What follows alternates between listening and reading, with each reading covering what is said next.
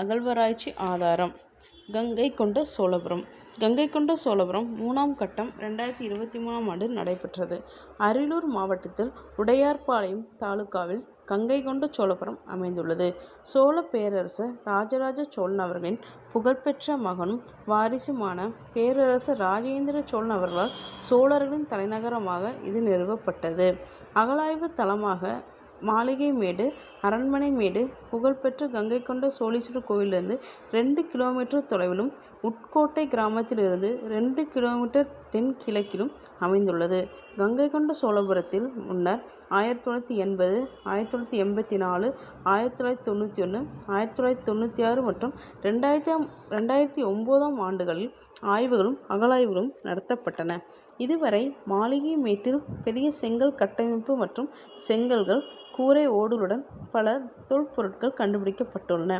பல செங்கல்களும் கூரை ஓடுகளும் 2021 முதல் 23ஆம் ஆண்டுகளில் அரண்மனை இடிபாடுகளின் சாத்தியமான அடித்தளத்தின் விரிவாக்கத்தை வெளிப்படுத்த இந்த தளத்தில் மேலும் அகழாய்வு செய்ய ஆர்வத்தை தூண்டின.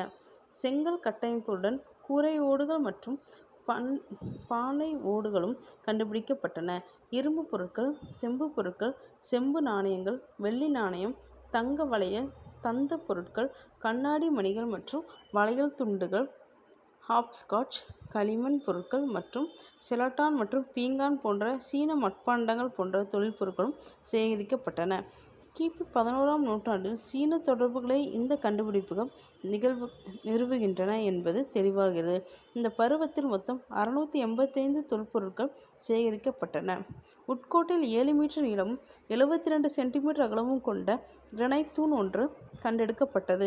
இந்த தூணில் ஷித்ரியா என்று படிக்கும் 4 கிரந்த எழுத்துக்கள் உள்ளன.